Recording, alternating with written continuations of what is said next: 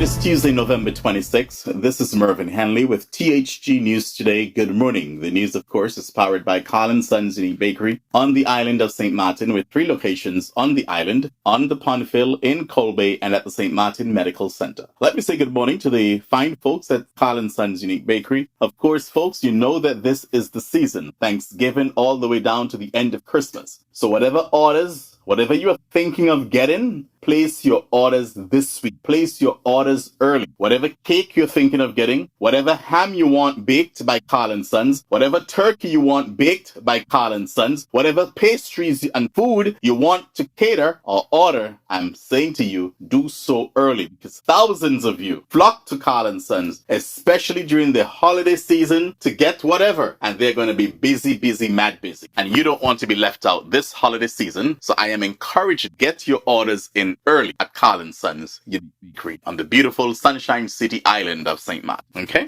If you have not subscribed to our YouTube channel, now is the opportunity to do so. Thank you very much in advance for subscribing. That means a lot to us, but it's going to mean more to you. Then you won't miss any important information and news, what's happening around you and in the diaspora. Let's begin this morning with news out of St. Kitts and Nevis. The leader of the People's Action Movement, Natasha Grey-Brookes, recently articulated her vision for addressing the persistent crime problem in St. Kitts and Nevis during an interview on Win FM's Inside the News program on Saturday, November 23rd. This is according to a report on Win FM. Grey-Brookes highlighted various issues that she believes the current administration has overlooked, particularly those concerning the economy, crime, and violence. She emphasized the importance of proposing viable solutions rather than merely critiquing government failures, an area where she feels the opposition has often been called to contribute more significantly. In her response to addressing crime, Grey-Brookes proposed a multifaceted approach focusing on early intervention and community engagement. She stated, "I don't think enough has been done over the years, but there have been some steps. But I think we ought to do more given the situation that we presently face. Proper assessment of the different communities would get you to understand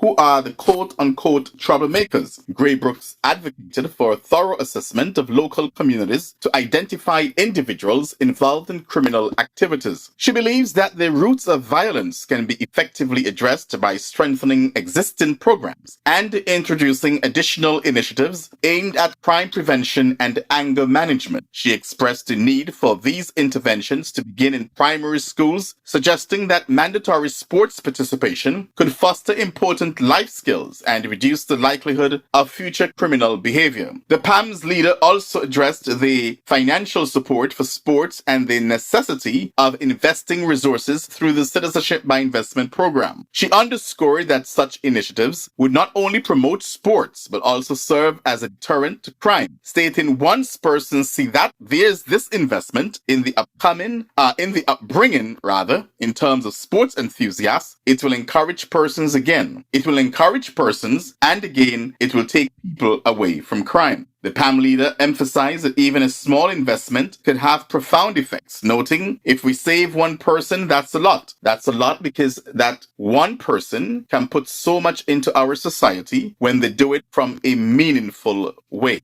Through this strategy, Grey-Brookes envisions a culture where sports and mentorship play crucial roles in shaping positive community outcomes. Now, news from St. Maarten.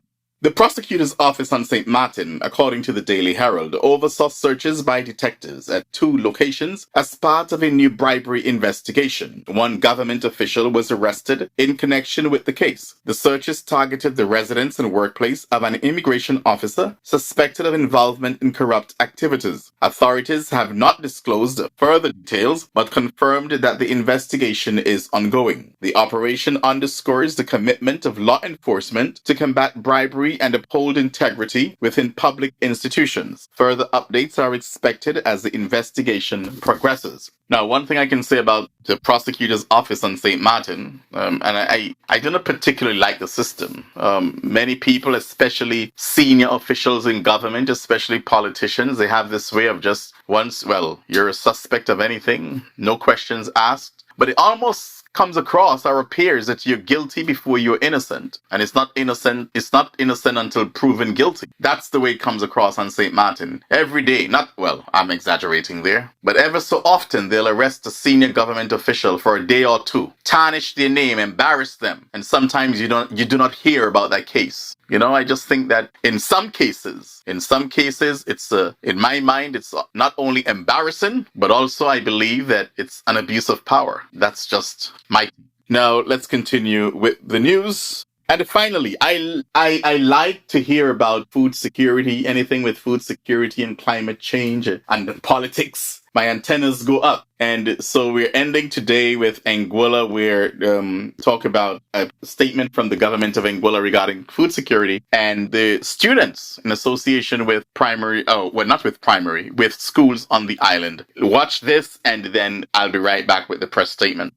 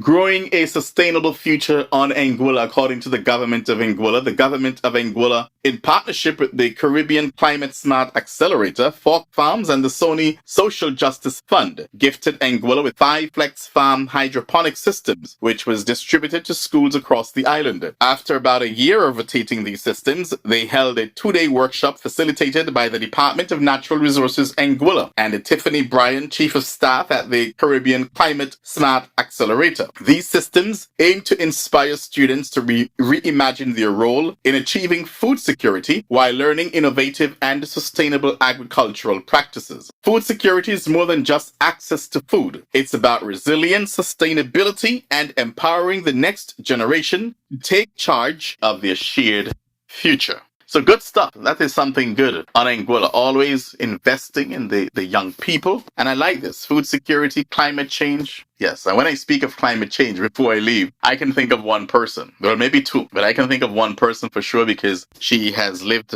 half of her life, and especially in these past years, talking a lot about climate change, educating the masses, not only on St. Kitts and Nevis, but throughout the Caribbean, the hot topic of climate change. And after that, you see and hear other leaders after her talking about climate change. It was never a hot topic for them. It was never a topic at all for them until Dr. Janice Daniel Hodge, leader of the Nevis Reformation Party, came on the scene. Yeah.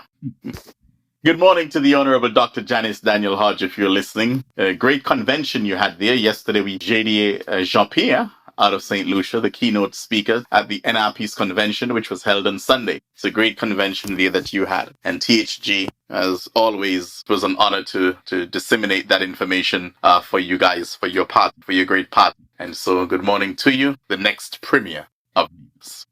With that, we've just concluded THG News for today, Tuesday, November 26th. We'll be back tomorrow morning, God's willing, at 6 o'clock Atlantic Standard Time for a similar presentation. Those of you on St. Maarten, remember to place your orders early from our sponsors, Carl & Sons Unique Bakery on the island of St. Maarten. Have yourselves a wonderful day.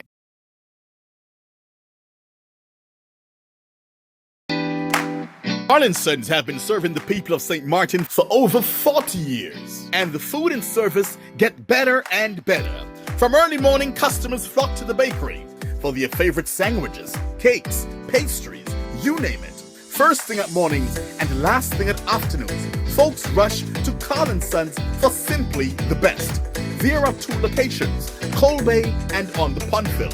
In Colbay, the opening hours are Monday to Friday from 6 a.m. to 6 p.m. On Saturdays, 6 a.m. to 5 p.m. And on Sundays, 6:30 a.m. to 10:30 a.m. and 2 p.m. to 5 p.m. Opening hours on the Punfield, Monday to Friday, 6:30 a.m. to 6 p.m. Saturday and Sunday, 6:30 a.m. to 1 p.m. We also cater for weddings, parties, special events, whatever the occasion. It's Carl & Sons. Our staff, we are always happy to serve you. Call us today, the Colby location, 721-544-2462. That's 721-544-2462. Or in Phillipsburg, 721-543-1059. That's 721-543-1059. It's Carl & Sons Bakery. We are here to serve you.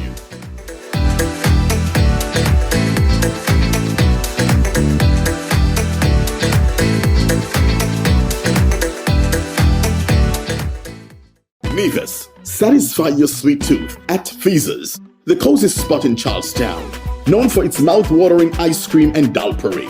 We are open Monday to Saturday, 8 a.m. to 5 p.m. Come in and sample our patties, sandwiches, air-fried wings with fries, hot dogs, rotis, and now our famous smoothies, in all flavors of course. And don't forget to try the famous bus-up shut and saltfish. It's Feaser's, located at the entrance to the Cotton Jewelry Mall in Charlestown, Nevis. They are also available by phone, so place your order by calling 1-869-665-2458. Don't ask about the rest, just try the best.